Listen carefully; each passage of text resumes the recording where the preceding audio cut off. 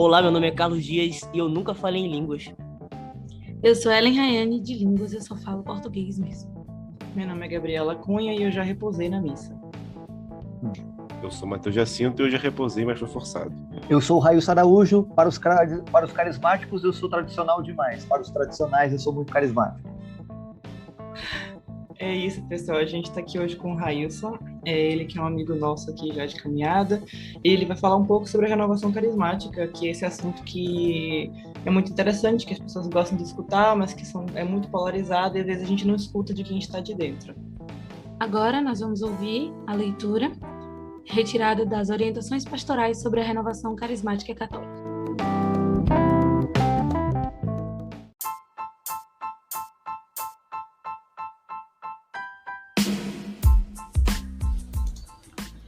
O Espírito Santo anima e sustenta a vitalidade da Igreja em sua dupla dimensão fundamental de comunhão e missão. Ele suscita, orienta e assiste os grandes acontecimentos eclesiais como o Concílio Ecumênico, os sínodos episcopais, a Conferência dos Bispos e de outros membros do povo de Deus, as Assembleias Diocesanas e outras. Ele sustenta também toda a grande obra missionária no mundo. É o mesmo Espírito que faz brotar sempre novas iniciativas no seio do povo de Deus. Entre os vários movimentos de renovação espiritual e pastoral do tempo pós-conciliar, surgiu a RCC, que tem trazido novo dinamismo e entusiasmo para a vida de muitos cristãos e comunidades. Orações pastorais sobre a renovação carismática católica, CNBB. A gente escutou aí de um documento da CNBB sobre algumas orientações que a CNBB trouxe para a renovação carismática, e a gente trouxe uma pessoa que é de dentro da renovação para poder falar sobre isso, porque às vezes a gente fala muito das coisas de fora, e aqui a gente gosta de trazer, quando a gente vai falar de realidades que não são nossas, as pessoas que estão de dentro. A gente pede que o Railson se apresente. Bom, boa tarde, bom dia, boa noite, né? Para quem está aí acompanhando a gente, seja qual for a hora. Sou o Raio Araújo, sou da Diocese de Campo Limpo, uma diocese que pega aqui a Grande São Paulo, né? Uma diocese que nasceu ali no meados de 1989, quando a Arquidiocese de São Paulo, que era uma grande, né? Era um grande território diocesano, administrado por Dom Paulo Evaristo Arnes, o querido Dom Paulo Evaristo Arnes, que hoje mora no céu. E aí João Paulo II resolveu dividir criar 5 novas dioceses em 89, e aí criou a Diocese de Campo Limpo, que pega parte da cidade de São Paulo e se estende por cidades da Grande São Paulo, como Embu das Artes, Embu do Açu, Itapecerica da Serra, São Lourenço, Taboão e Juquitiba, já no sentido ali mais caminhando para o Paraná, né? É uma diocese grande no sentido de território geográfico, grande também em número de paróquias, né? Nós temos 110 paróquias aqui na diocese, e nós temos como um movimento muito forte que é importantíssimo na evangelização aqui desse território diocesano, a renovação carismática católica.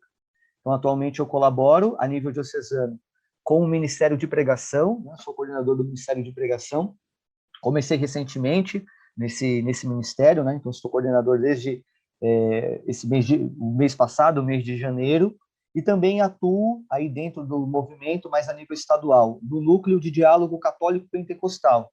Era conhecido antes como Diálogo Ecumênico, era um núcleo de reflexão de diálogo ecumênico, e depois recebeu um novo nome, até porque, geralmente, o grupo que dialoga com os carismáticos entre os reformados são aqueles que tem a vertente mais pentecostal. Então esse núcleo foi rebatizado de Diálogo Católico Pentecostal. Então é um núcleo que tem, né, todo o aval, ele é incentivado pelo próprio Papa Francisco. O Papa Francisco sempre recorda essa dimensão ecumênica da renovação, uma vez que ela nasceu desse diálogo ecumênico, né? Daqui a pouco a gente conta um pouco mais sobre isso. Então esse núcleo é uma forma de resgatar também um pouco da essência do movimento, né? E esse é um pouco aí da minha atuação atualmente, né? Mas de igreja, eu sou gente de igreja há muito tempo, então já fui coroinha, acólito, catequista, ator improvisado, só cantar que não dá, né? Porque aí, misericórdia. Bacana, a gente agradece mais uma vez a sua participação aqui com a gente. Falando logo, né, puxando logo que você estava falando sobre ecumenismo, surgimento da RCC, a gente escuta muito que a RCC surgiu de uma experiência ecumênica.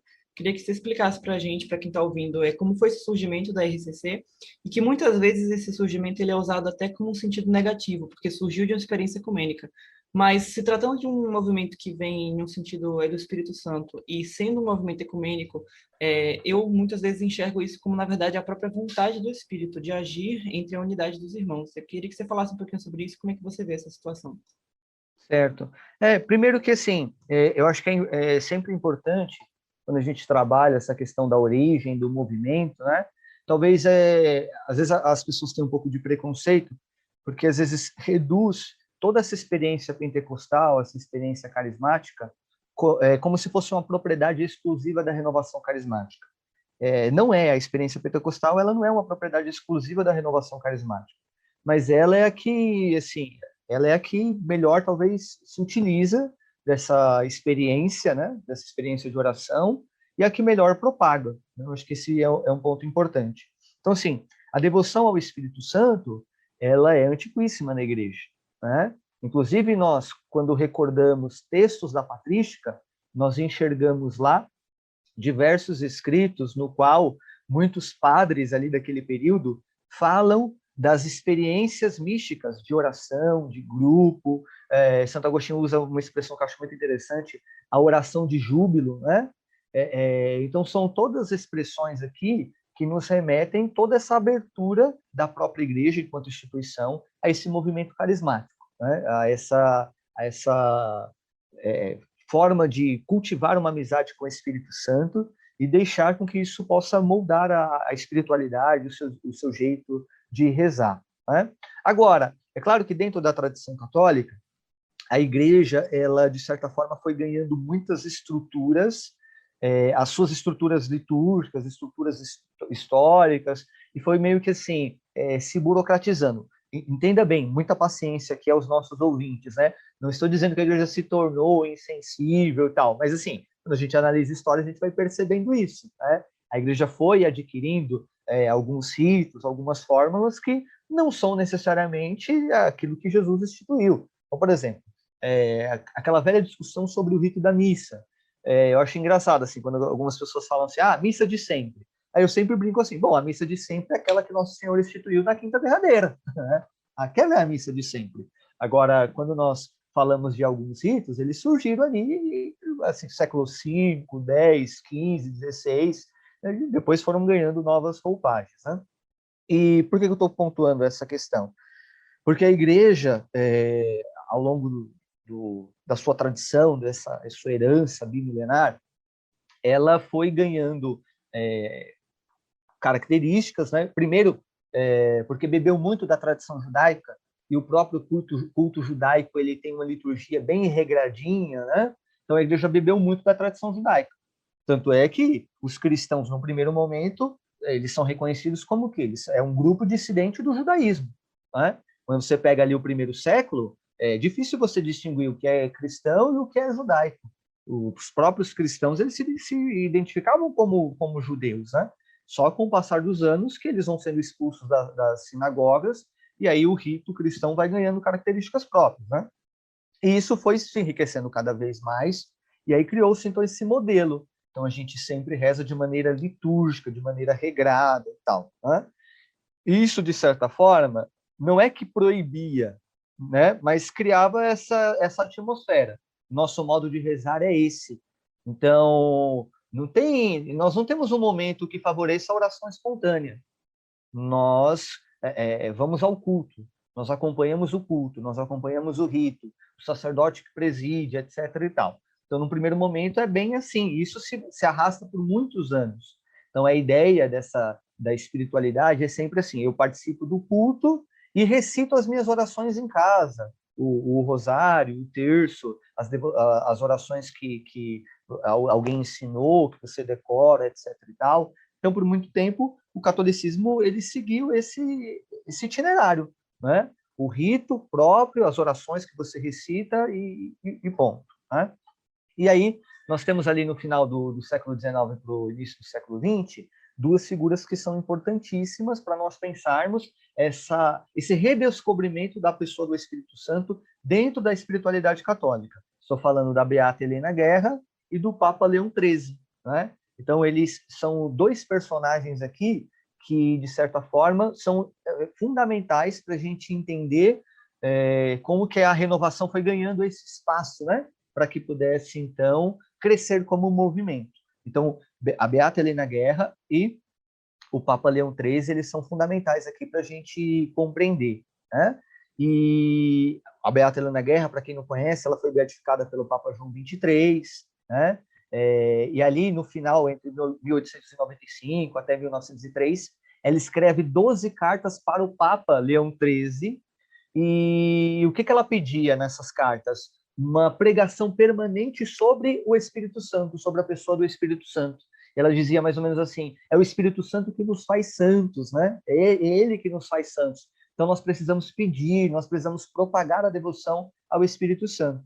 E aí qual foi o fruto disso? O Papa Leão XIII acolhe tudo aquilo que a Beata Helena Guerra escreveu, e ele vai publicar um texto chamado Provida Matris Caritate, no qual ele pede que a Igreja celebre a festa de Ascensão e entre a festa da Ascensão e Pentecostes, uma novena ao Espírito Santo. Então, por conta desse pedido da Beata Helena Guerra, Leão XIII acolhe esse pedido, vai discernir e vai incentivar, então, essa novena ao Espírito Santo. E depois ele publica uma encíclica sobre o Espírito Santo, né? Aí já no começo do século XX. Então, qual o nome da encíclica? Só para perguntar, que eu não conheço. Sobre o Espírito Santo? Sim, sim. A sobre o Espírito Santo é a Divinum Illudimunus. Divinum Illudimunus. Essa é de português 1900... no Santa Sé lá? Ah, cara, agora eu não Provavelmente lembro. não, provavelmente não. É bem Provável difícil, que não. né? Bem... Eu acho que tem, no máximo, em língua moderna, italiano. No máximo. Mas- Ou espanhol. Provável que não. Geralmente só tem em português do Vaticano II para cá, né? Geralmente. É. Sim, Às vezes sim, você encontra sim. uma coisa ou outra. E antes do Vaticano II, só as clássicas, por exemplo, a Renovaram, né? Em português. Verdade. Olha, Mas acho que Harrison, encontra se, no você, se Denzinger, alguém né? ouvir... Hã? Não entendi. Encontra no Denzinger, né? A Divino encontra. Quem tem aí, quem for rico ou quem economizou bastante, aproveita as feiras, vai ter o Denzinger. A Gabi é rica.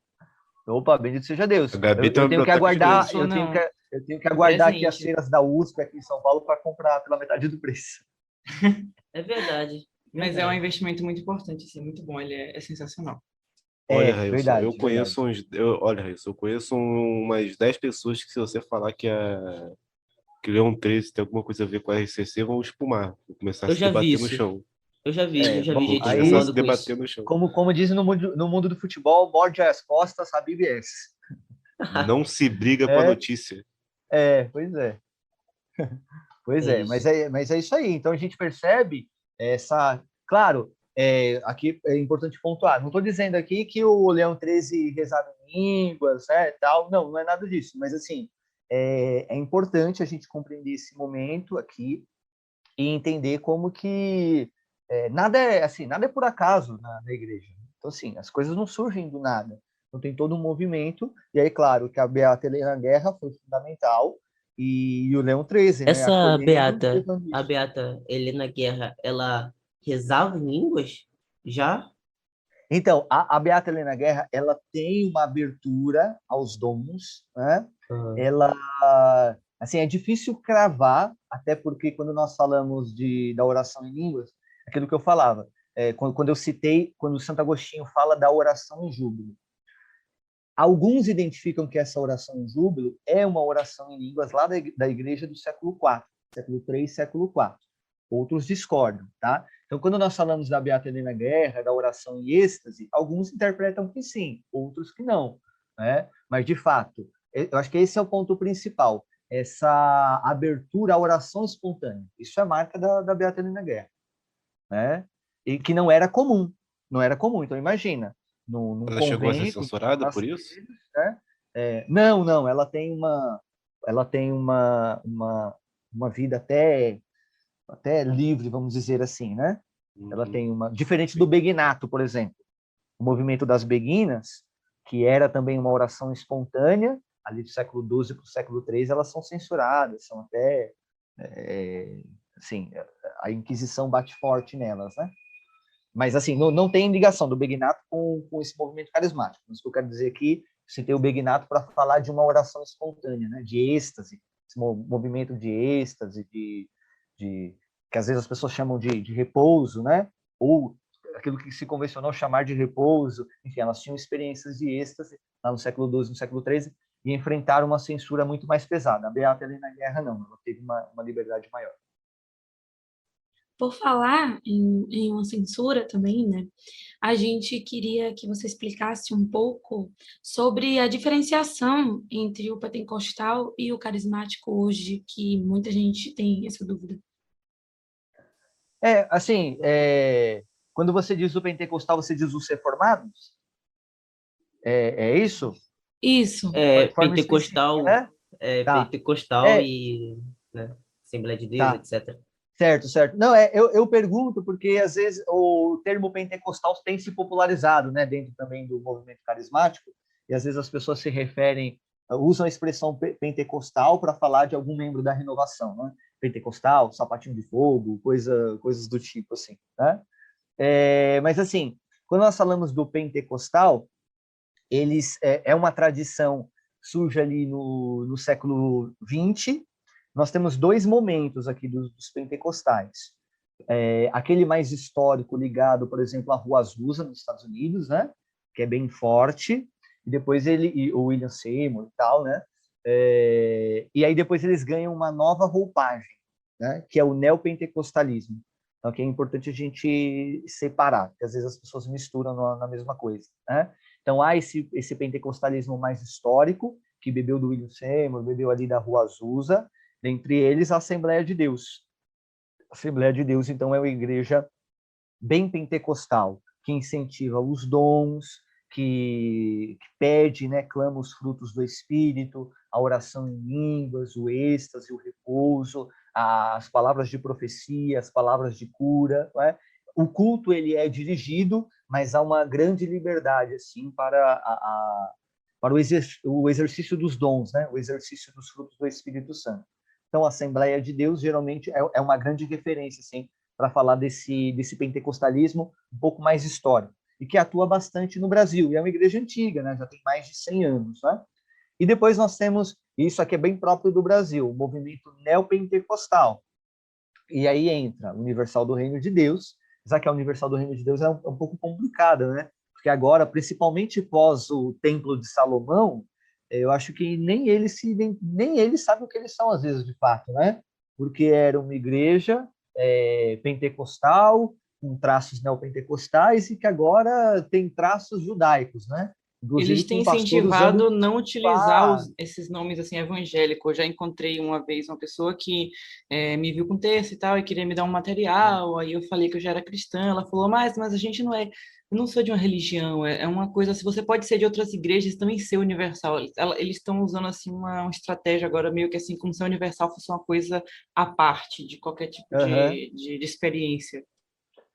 Não, exatamente. Eles têm caminhado por essa vereda. E, assim, talvez algum evangélico poderia nos falar com maior propriedade. Mas acho que há também, inclusive, um interesse mercadológico aí, né? É que é difícil julgar, é meio pesado a gente falar isso, mas, assim, como o podcast de vocês tem uma proposta Não, tá mais liberado reflexiva, falar aqui, tá liberado, né? tá liberado. Mas, tá assim, é bem isso, né? Não é? E, assim, como eu falei no início, eu sou de um núcleo de diálogo de reflexão ecumênica, de diálogo católico pentecostal. Eu me dou muito bem com as tradições reformadas, muitos amigos e tal, né? Eu tive que meter essa aqui, né? Tenho até amigos, nada contra, né? Queria ter usado a expressão, mas já escapou. Mas, assim, de verdade, eu me dou muito bem com reformados, com evangélicos. Mas quando nós paramos para falar da Universal, de fato, a gente não tem como não desconfiar desse É um interesse tema em mercadológico, consenso. né? Isso, exatamente. Os próprios evangélicos ficam com o pé atrás, né? Eu tinha um amigo que ele falava muito assim, cara, eu não gosto, eu fico com o pé atrás, mas os caras fazem missão, a gente não pode negar isso, os caras fazem missão. E por muito tempo, meio que assim, eu fui repetindo esse mantra dele, os caras fazem, os caras atuam. Mas de hoje para cá eu não sei se isso é válido, se é um argumento válido. Não é porque simplesmente eles acolhem jovens, que eles distribuem cestas, que a gente tem que usando também a linguagem da internet, a gente tem que passar pano para certas coisas que acontecem, entendeu? Como, por exemplo, em Angola, né? Aquele caos todo que ocorreu da Igreja Universal em Angola, que eles praticamente foram expulsos, né? Foi Enfim. nacionalizada. Nunca vi uma nacionalização de uma igreja, foi nacionalizada.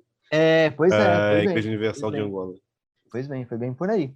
Então, assim, os pentecostais, eles precisam ser diferenciados desse neopentecostalismo, que aqui já é um outro movimento bem próprio do Brasil, né?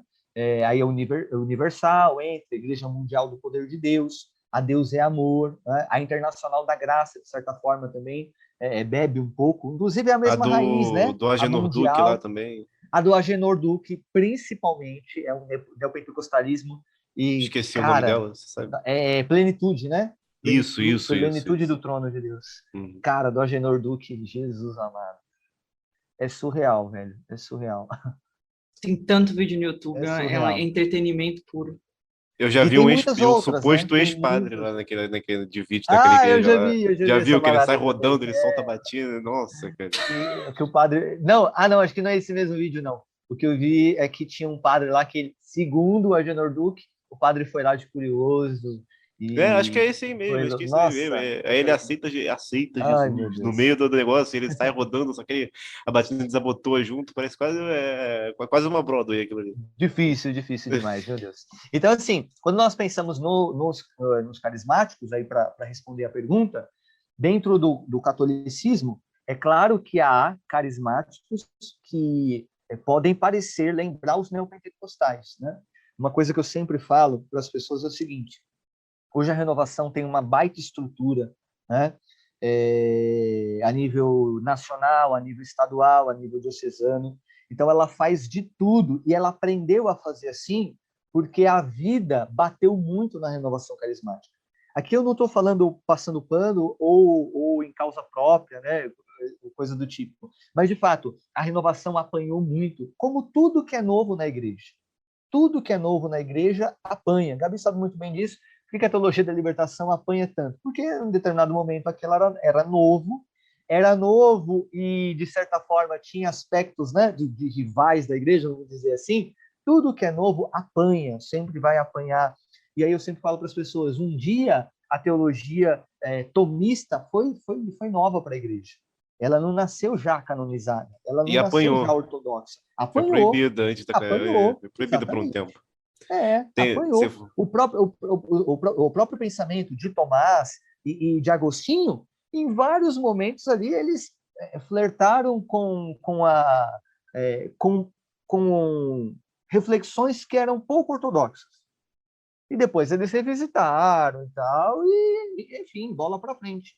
E a renovação apanha principalmente porque ela está num período no qual nós já temos 1960 anos de Igreja Católica, né? Tem toda essa questão de ser um elemento moderno, entre aspas, né? Aspas do tamanho das torres gêmeas aqui, né? É um elemento moderno, isso aqui é moderno demais para a igreja. Então, apanhou bastante, a renovação apanhou bastante, e por conta de tanta pancada, isso foi ficando calejada cada vez mais. Ela procurou se enrijecer, ser obediente, estar em comunhão, e montou ali uma estrutura, fez o discernimento, fez apostolado, para que estivesse em comunhão com a igreja e pudesse colocar aquele movimento, aquele mover de Deus, aquele mover do Espírito, a serviço da própria instituição, a serviço da igreja, não apenas a serviço do movimento em si, né? Então, a renovação criou todo um movimento para formar o povo. Agora, é claro que uma coisa é a moção que vem a nível estadual, que vem a nível diocesano, que vem através dos formadores, das lideranças. Outra coisa é como isso é recepcionado pelos fiéis. Nesse sentido, há, dentro de grupos de oração, diversas pessoas que, no seu estilo de pregar, no seu estilo de rezar, no seu estilo de conduzir a oração, lembram muito os neopentecostais. Mas não é porque a renovação incentiva isso, é porque eles beberam dessa fonte em algum momento da vida, e aí criaram ali o seu grupo de oração, o padre deu o aval, etc. e tal, e eles tocam desse jeito. Então, não é a culpa da renovação, não é a renovação que incentiva isso.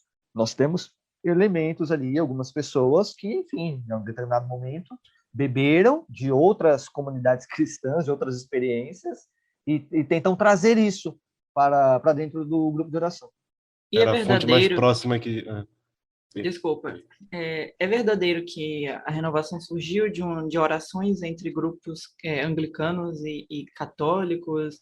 Isso já estava vindo de outros protestantismos, sim, e aí depois foi se desenvolvendo no catolicismo. Como é isso? Certo. Então, aí a gente vai para a origem da renovação. E eu acho essa uma história muito, muito bonita e importante a gente criar, né? Então, assim, nós tínhamos lá em Pittsburgh, nos Estados Unidos, os estudantes de uma universidade chamada Duquesne, ou Duquesne, né? As duas expressões aqui são válidas, né? E aí, dentro dessa universidade, tinha uma sociedade, né, cristã que atuava ali dentro, como se fosse uma pastoral estudantil, vamos dizer assim, chamada Sociedade Quirô. E a Sociedade Quirô, ela estava organizando um retiro, né, para estudantes, e aí 2 professores da universidade deram ali uma sugestão para que eles modificassem o tema do retiro, que era Sermão da Montanha, para que eles rezassem Atos dos Apóstolos, em especial Atos 2. Eles queriam rezar Atos 2, isso em 1967, fevereiro de 67.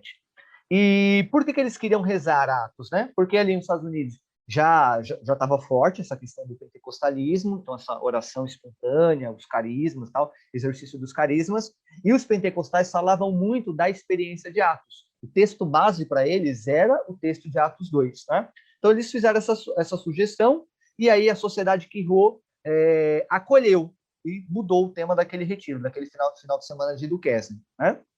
E aí o que aconteceu? Os 2 professores, eles não fizeram nenhuma referência ao batismo do Espírito Santo e tal, ou coisa do tipo, mas apenas que eles queriam rezar sobre o Atos dos Apóstolos, né? E aí, lá em fevereiro de 67, cerca de 20, 25 estudantes aproximadamente, eles foram acompanhados pelo capelão do campus, né? Então, tinha um padre ali, que estavam com eles, e eles foram para uma casa de retiro, né? O nome da casa de retiro, essa casa de retiro está presente até hoje, né? Que se chama The Ark and the Dove, né? A Arca e o Pombo, né? The Ark and the Dove é o nome dessa casa de retiro, e eles foram para lá. Quando eles começam, então, esse retiro, eles cantaram, né, o Veni Creator, pediram o Espírito Santo, imploraram a presença do Espírito Santo ali. As pregações, todas elas eram voltadas dentro ali dos capítulos do Atos dos Apóstolos, aquela experiência das línguas de fogo e tal, né? Tudo isso foi direcionando, né? E aí, um dos professores que estavam conduzindo o encontro convidaram a Flo Dodge para que pudesse participar do retiro. E quem é a Flo Dodge? A Flo Dodge, ela já era uma carismática, né? Ela que era a anglicana, no caso, e a Flo Dodge, ela foi convidada por um dos organizadores do retiro para que acompanhassem eles naquele final de semana. E aí, quando ela chegou, ela começou a falar sobre a realeza de Jesus e o batismo no Espírito Santo. Então, ela que trouxe essa expressão, né? E aí, quando o retiro foi caminhando para a noite, eles pediram, então, para que rezassem, então, né? Fizessem essa experiência de clamar o Espírito Santo. E a própria Flo Dodge, ela fala algo muito bonito. E aqui eu acho que é uma das coisas mais maravilhosas, assim, desse retiro de Duquesne. A Flo Dodge, olha a sabedoria dessa mulher, o discernimento. Ela falava assim: nós não vamos rezar impondo as nossas mãos. Por que nós não vamos fazer isso? Para que lá na frente ninguém diga que foi a oração dos reformados que derramou o Espírito Santo sobre os católicos. Nós vamos rezar juntos, mas é o Espírito que vai derramar. Nossa, eu acho isso maravilhoso. Eu até me arrepio quando eu falo isso, porque eu acho isso algo muito, muito sábio, né? De alguém que é de Deus. É alguém que tem discernimento mesmo, né, para falar isso. Então, olha a sabedoria dessa mulher, olha o olhar dela, né? Para que ninguém diga que o Espírito Santo foi derramado na Igreja Católica por meio das mãos de um reformado, por meio das mãos de um protestante. E aí eles pedem o Espírito Santo, e aí eles vão testemunhar que eles viveram uma verdadeira experiência de graça, né? De batismo no Espírito Santo, de glossolare e tantos outros dons. Eles viveram algo que eles nunca tinham vivido antes. A ideia que eles tinham de retiro, nada era parecido com aquilo que eles estavam rezando ali naquele final de semana. Por isso que 1967 é o ano, então, que tradicionalmente o movimento carismático fala, né, do seu período de fundação, quando ele nasce, na experiência de retiro de Duquesne.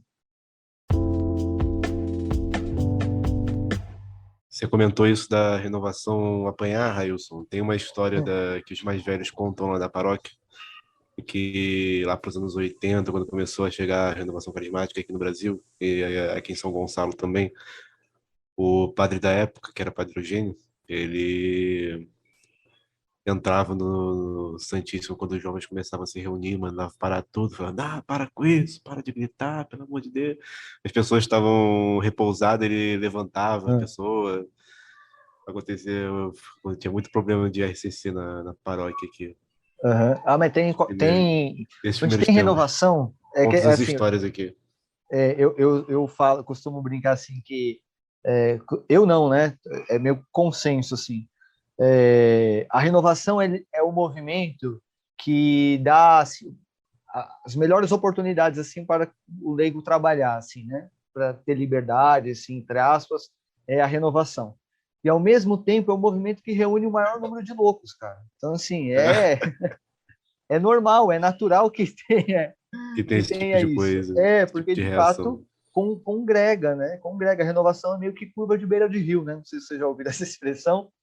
O que é a curva curva da beira do rio? Você tem o quê? O rio vai passando, né? Vai percorrendo ali a sua rotina, ali o seu percurso e tal.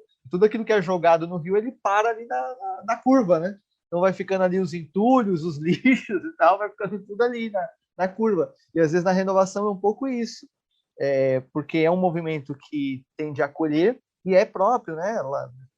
O grupo de oração tem que estar de portas abertas mesmo, tem que acolher. E às vezes vem gente muito machucada, vem gente muito ferida, gente que não encontrou espaço nas demais pastorais, nos outros encontros, que às vezes exige um pouco mais de formação e tal. E aí se encontra na renovação. E às vezes leva um tempo, né, para podar, para formar essas pessoas.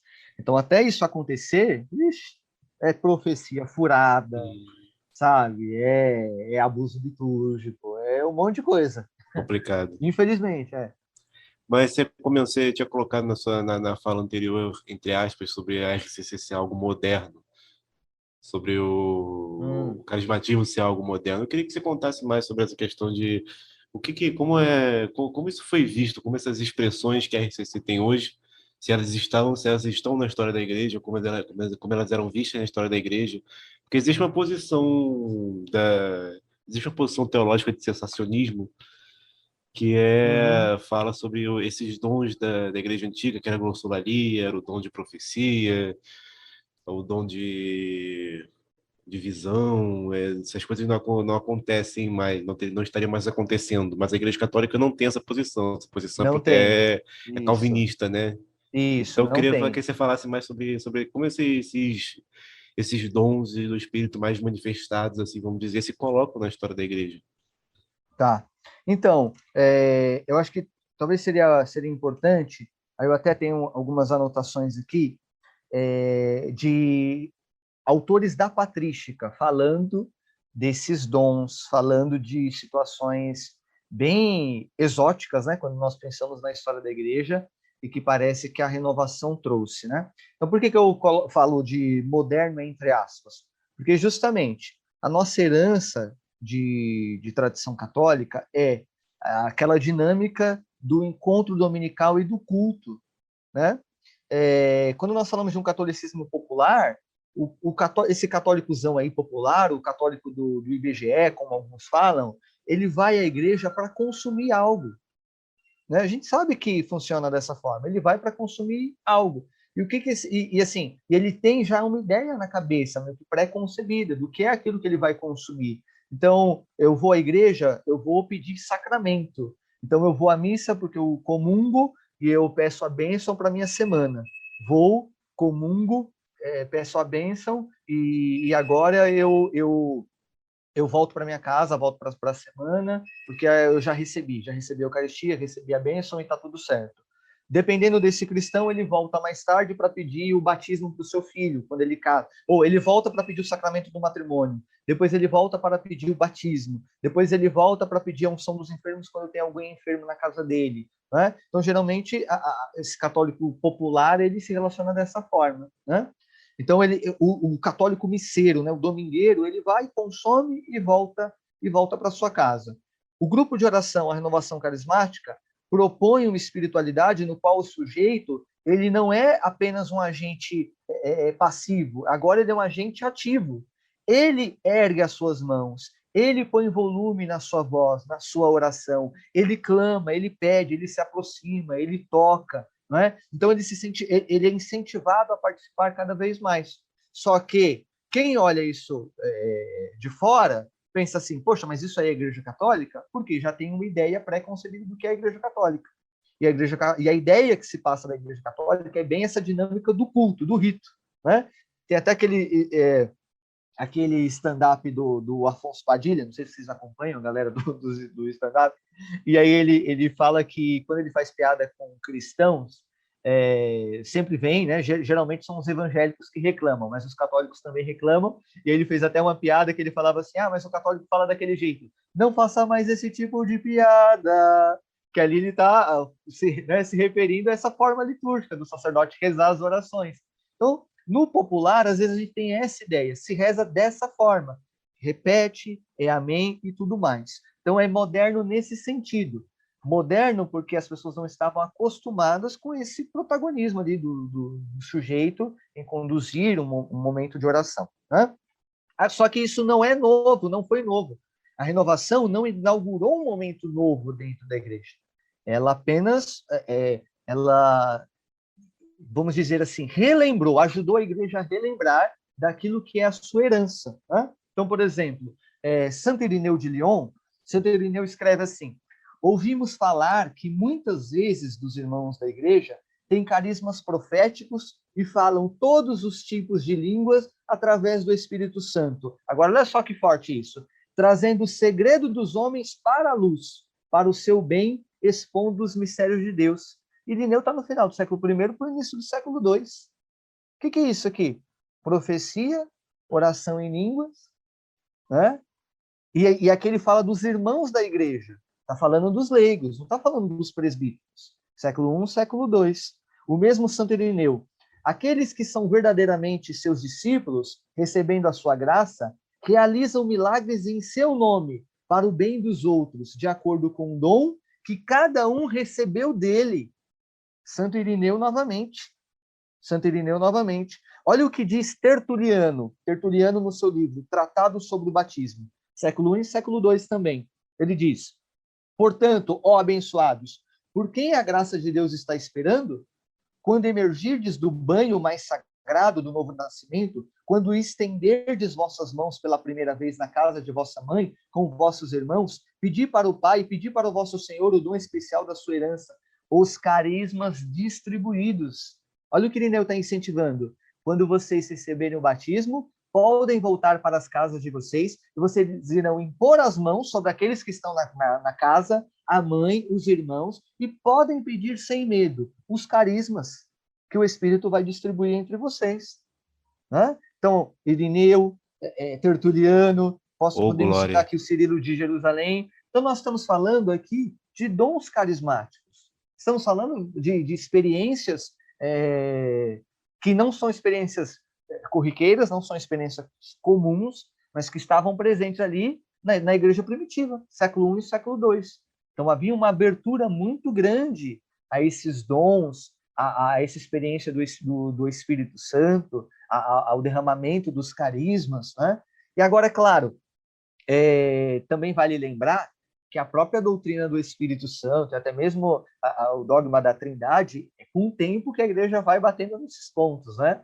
Então, se fala do Pai, se fala do Filho, se fala do Espírito Santo, mas não se fala claramente em Trindade. É algo posterior, né? Nesse formato sistemático, isso é algo posterior.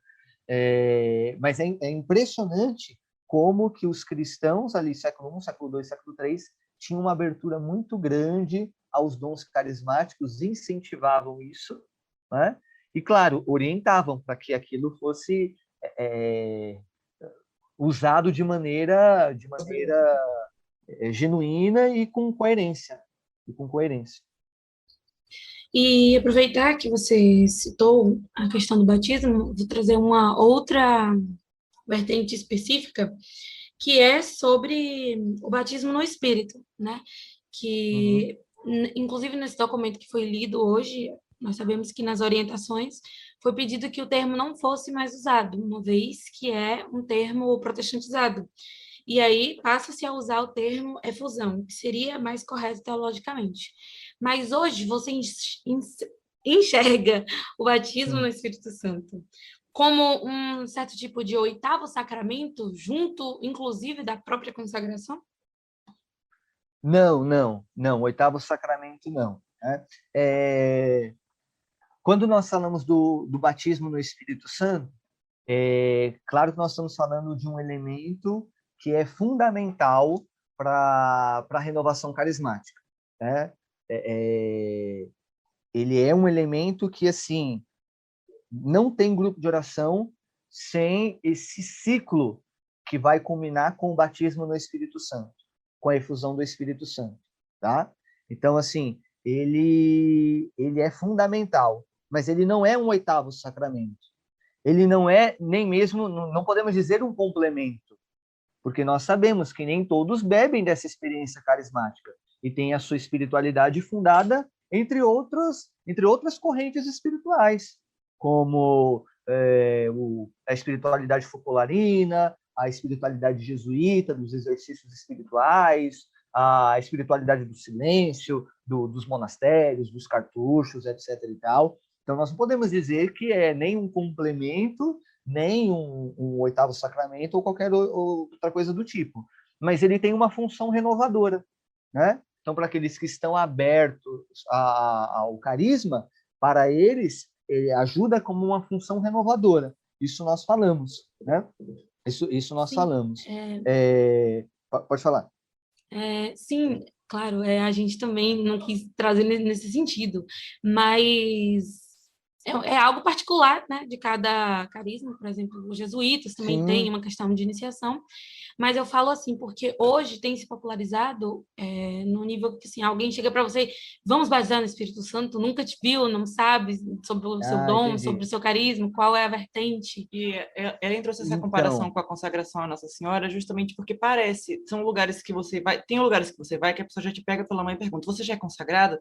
E quer fazer aquela iniciação como se fosse uma coisa obrigatória. E tem lugares também que você vai, a pessoa pergunta, já recebeu o batismo no Espírito Santo? Também como se fosse uma coisa assim que faz parte do ciclo natural da vida cristã. Você batiza, comunhão, crisma e batismo no Espírito Santo, sabe? Aí eu criei essas dúvidas. É uma coisa que acontece uma vez só? Você faz parte disso como um rito inicial? É uma coisa que acontece várias vezes? Porque no meio pentecostal, isso diverge. Meu pai, por exemplo, ele é de origem pentecostal. E a visão que ele tem é que o batismo no Espírito Santo é uma coisa repetida. Você passa por ele em diversos momentos da sua vida. E aí já tem pessoas que veem como um rito de iniciação, assim, você batiza no Espírito Santo, uma vez batizado no Espírito Santo, batizado no Espírito Santo. E como é que a renovação vê isso? Tá. Então, primeiro é o seguinte, é claro que essa efusão do Espírito Santo, ela pode acontecer em um encontro, em um retiro. Deus quer derramar, aquela pessoa está aberta e ele, enfim, recebe. Mas não é algo automático. Isso não é incentivado, inclusive, pelo movimento. Então, o batismo no Espírito Santo, ele está dentro do ciclo carismático. Então, o grupo de oração vai girar em torno desse ciclo carismático. E como que a renovação prepara, então, as pessoas para que possam participar desse ciclo carismático? Através do seminário de vida no Espírito Santo. 7 encontros, ou semanais, ou 7 dias, no qual as pessoas vão recebendo o querigma, declaram ali o senhorio de Jesus, e esse ciclo de seminário de vida no Espírito Santo termina com essa oração para que a efusão do Espírito Santo possa ser derramada. Esse é o ciclo carismático, seminário de vida no Espírito Santo. Então, Isso não é incentivado e não é aconselhado pela renovação. Que se a pessoa chegou hoje no seu grupo de oração, você chegar para ela, abordar e perguntar: opa, você tem o registro aí do batismo no Espírito Santo na sua carteirinha? Ah, não tem? Nós vamos pedir agora pela sua vida, sobre a sua vida. Não! Ela é chamada a continuar participando daquele grupo e que esta pessoa participe desse ciclo carismático que é o Seminário de Vida no Espírito Santo.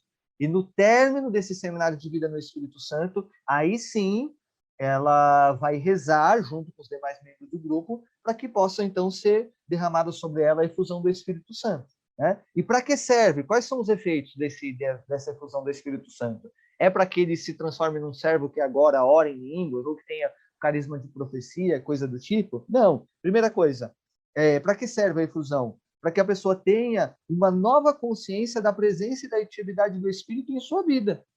Ele sente a presença do Espírito Santo. Essa efusão, então, tem em vista principalmente a santidade de vida daquela pessoa.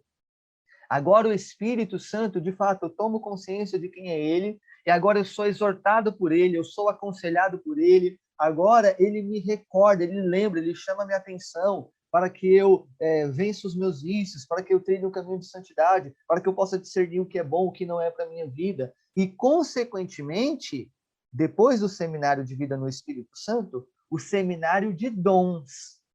É no seminário de dons que aí sim a pessoa pode receber, se for vontade de Deus e se ela estiver aberta, aos carismas, glossolalia, cura, milagres, revelação, etc. e tal.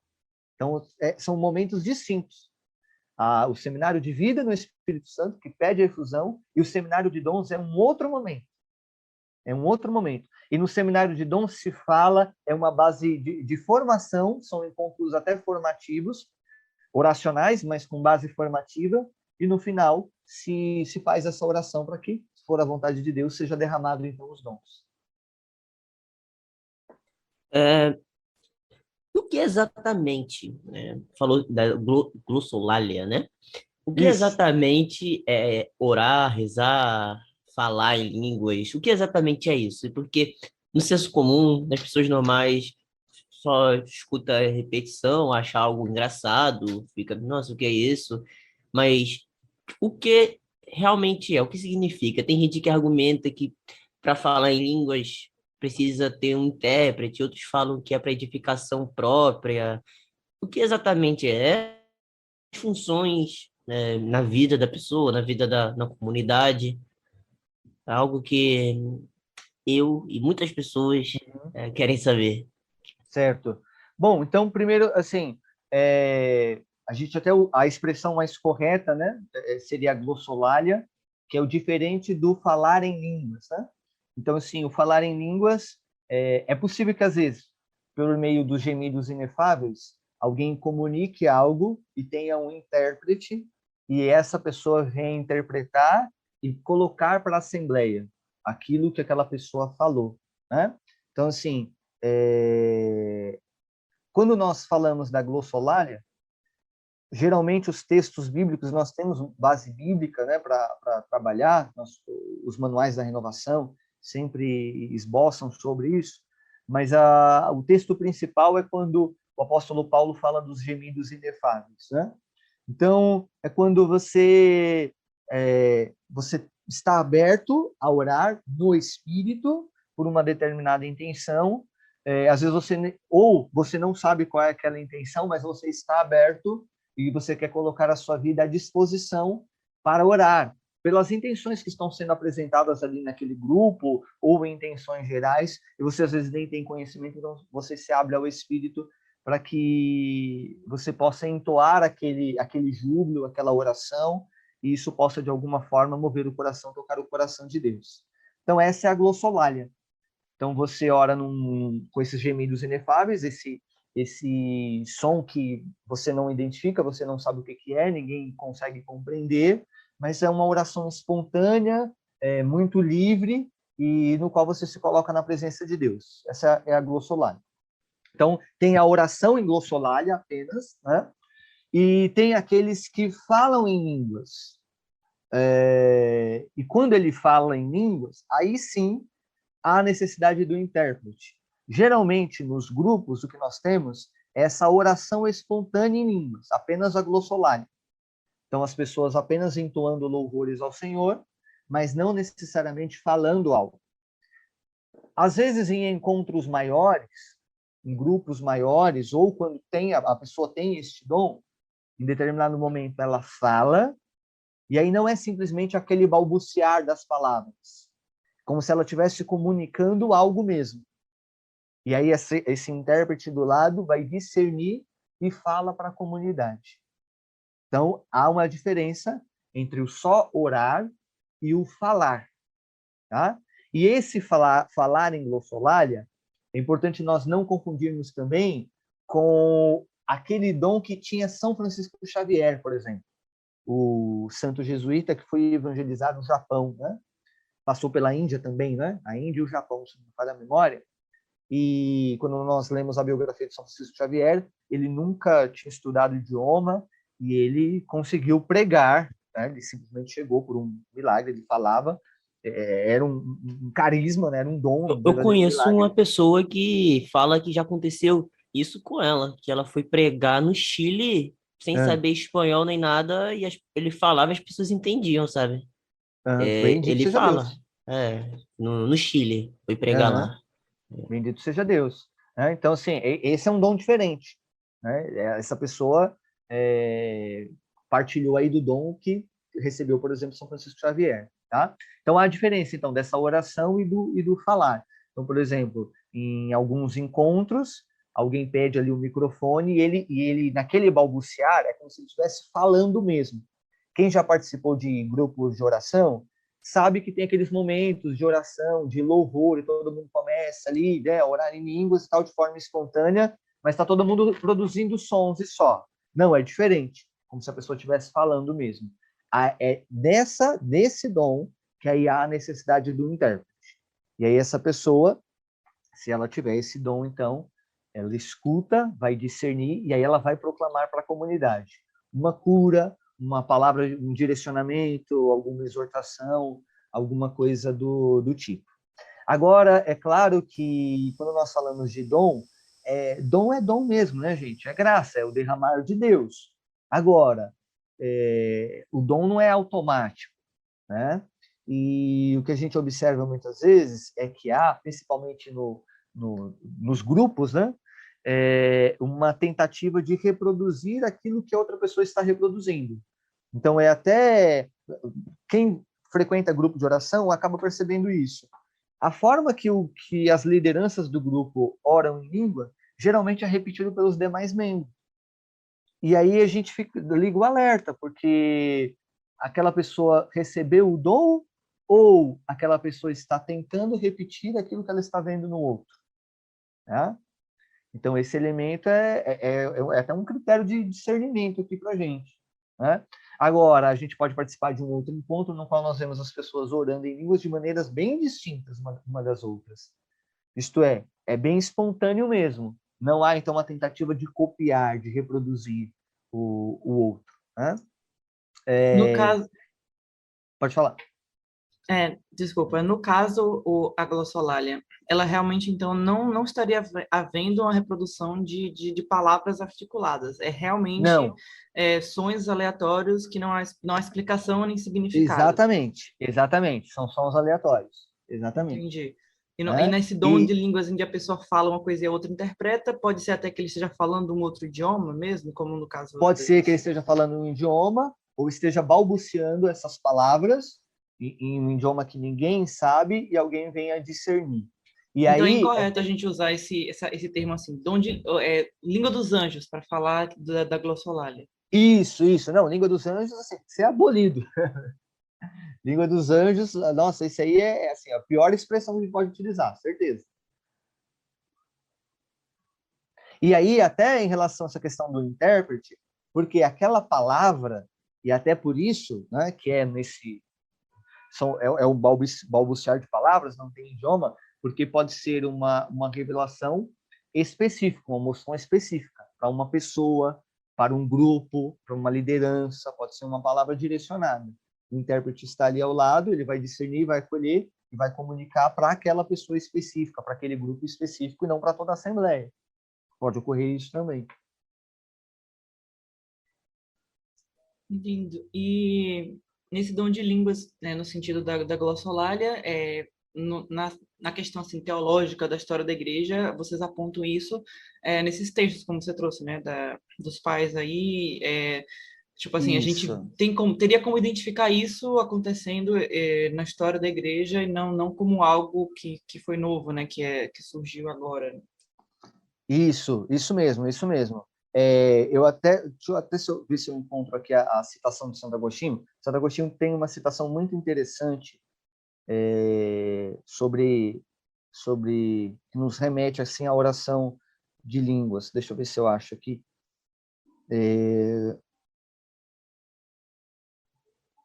Cadê, meu Deus? Enquanto você procura, só uma dúvida que também fica na minha cabeça. Tem a profecia de Joel, né, que fala nos últimos dias será derramado o Espírito, os velhos profetizarão, as crianças e tudo mais. Isso é visto pela renovação como também uma profecia que cabe ao que aconteceu através da renovação e de alguma forma se relaciona aqui não sei, avivamento tem algo a ver com o fim dos tempos, algo do tipo, ou realmente se vê essa profecia como o que aconteceu em Pentecostes mesmo e não tem nada a ver com a renovação? Não, se bebe da profecia de Joel, mas como esse derramar do Atos, né? Não como arautos do último momento, não. Do fim dos tempos, não. Entendi. Não em chave escatológica. Ai, meu Deus, cadê aqui o... achei. Aqui, a de Agostinho. Ele diz algo assim: eis que ele lhe dá, o Senhor, né, por assim dizer, o tom da melodia a ser cantada. Não procure as palavras como se pudesse expressar algo que agrade a Deus. Cante em júbilo. Cantar com arte para Deus consiste justamente nisso. Cantar em júbilo. O que significa cantar em júbilo? Compreender e não saber explicar com palavras o que se canta com o coração. Esse é Santo Agostinho. Agora, São Gregório Magno.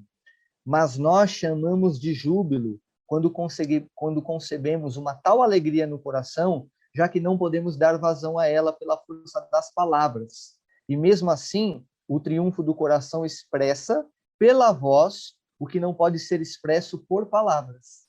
Né? Então, dois grandes nomes aqui da Igreja Antiga, que através desses seus trechos nos dão, né, esse testemunho de que existia esse movimento de oração de júbilo, no qual as pessoas expressavam por meio de sons, não era compreensível ali aquelas palavras, mas eles exprimiam alguma coisa com profunda alegria e que era algo que vinha do alto.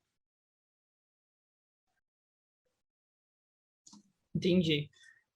Para a gente poder finalizar assim, entendendo como é que você vê, como é que a RCC vê o que é que ela tem para, tipo assim, como é que a RCC vê o seu papel, sua missão, no que é que ela tem para oferecer à igreja, e como é que a igreja, através da figura do Papa mesmo, de Roma e tudo mais, como é que a igreja vê a RCC e como é que a RCC se vê, o que é que ela tem para oferecer para a igreja, né? Certo. Bom, quando nós pensamos numa estrutura de paróquia, por exemplo, aí eu recordo aquilo que eu falava em outro momento. Nós temos esses vários tipos de paroquianos ali, né? Você tem o povo que já é engajado, eles atuam ali nas pastorais, participam do bingo, dos encontros, das festas, tal. Eles estão ali engajados e ponto. E tem aqueles que aparecem ali regularmente, mas não estão tão bem engajados. É o domingueiro. Ele sempre vai à missa. Tá bom, mas às vezes ele pode fazer um pouco mais, né? São João Paulo II já dizia, quem vai à missa faz tudo. Mas às vezes essa pessoa pode fazer um pouco mais, às vezes Deus quer realizar algo a mais também na vida dela, né? Então ele vai à missa, confessa com frequência e tal. E tem aqueles que pingam ali, né? Vez ou outra, no sétimo dia, num matrimônio ou numa celebração específica.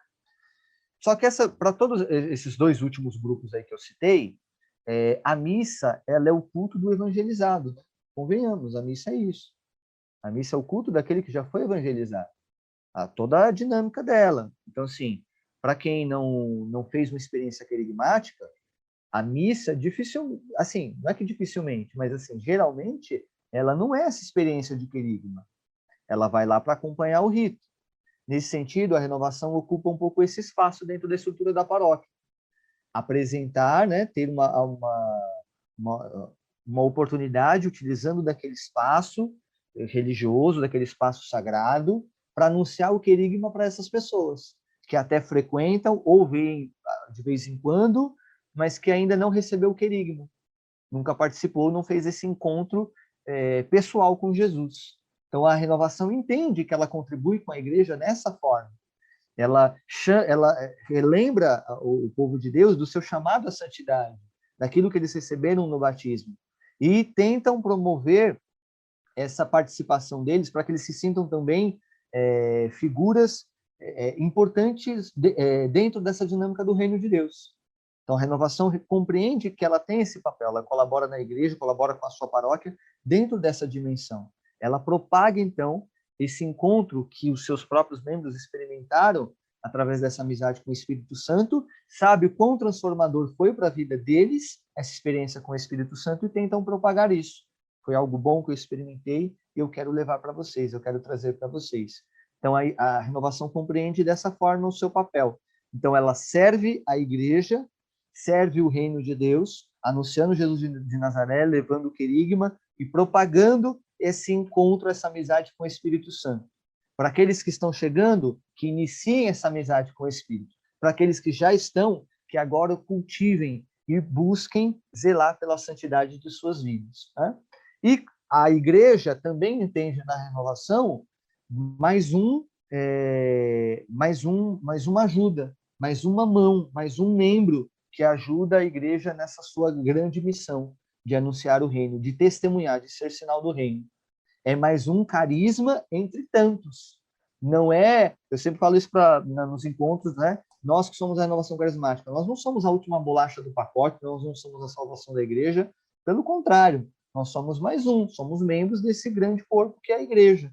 Então, a igreja compreende a renovação como mais um membro, dentre tantos. Como nós já estamos aqui, os jesuítas, tem o Opus Dei, tem as novas comunidades que estão ligadas também, de certa forma, à renovação, os demais carismas e movimentos, os pastorais, e também existe a renovação, que contribui, e contribui mesmo, né? E principalmente aqui para a Igreja do Brasil. A gente olha a Igreja do Brasil e, assim, eu penso que é muito difícil imaginar essa presença da igreja, tudo aquilo que já foi realizado, todas as pessoas que foram alcançadas, evangelizadas, sem o trabalho da renovação carismática. Por isso que você que está escutando aí o podcast, não seja ingrato, viu? Eu sei o que você fez no verão passado. Eu sei que em algum momento da sua vida você bebeu da renovação carismática. Alguém já participou do grupo de oração, alguém já participou de um encontro. Às vezes você fez até um retiro de crisma, um retiro da sua catequese. Tenha certeza que tinham intercessores da renovação carismática lá, pregadores da renovação carismática lá. Então, muito daquilo que nós conhecemos de Jesus, do querigma que nos foi anunciado, principalmente na Igreja do Brasil, chegou até nós muitas vezes por mão de pessoas que beberam da renovação carismática. Então, muitas pessoas, eu acho que são até ingratas com o movimento, tratam o movimento como um patinho feio, né? Isso é ser ingrato, isso é ser ingrato. Principalmente essa galera de hoje, da missa de sempre, do véu, das saias, etc. e tudo mais, muitos deles, eles começaram lá na renovação. A grande maioria, acho que todos. Grande maioria. Até 70%, 80% beberam um dia da renovação carismática. Se hoje você não bebe mais, se hoje você busca uma outra espiritualidade, amém, bendito seja Deus, e não há problema algum nisso, claro que não, jamais. São os carismas, e os carismas estão justamente para nos ajudar na santidade, mas não ache que a renovação ela presta um desserviço pela igreja. E uma forma para gente... Salvo se estiver em cisma, lembrando. Então, pois é, verdade. E outro ponto aqui, não reduzir tudo, jogar tudo no mesmo pacote, né? Nós falamos aqui do movimento, partilhamos um pouquinho aqui da estrutura, da história, aqui é mais uma conversa, né?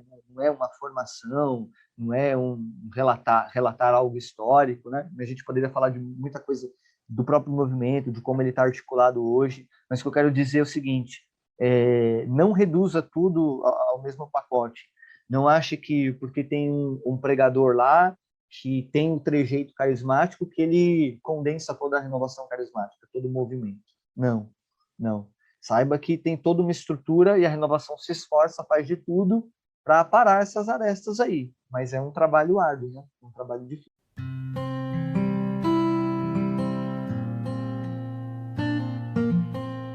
Eu quero agradecer a todo mundo que ouviu até aqui. Quero agradecer também ao Railson por ter esclarecido tantas dúvidas que eu e provavelmente os ouvintes também tiveram.